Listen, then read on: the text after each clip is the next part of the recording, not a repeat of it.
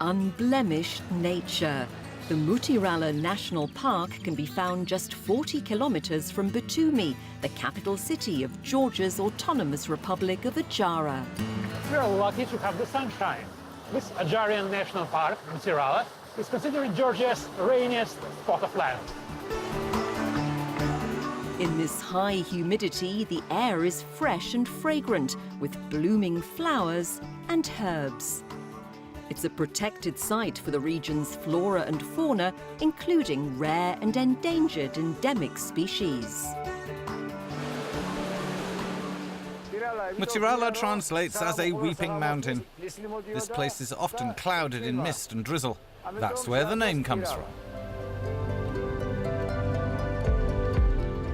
At 1,500 metres above sea level, Mtirala's trails are perfect for hiking, birdwatching and adventure tours.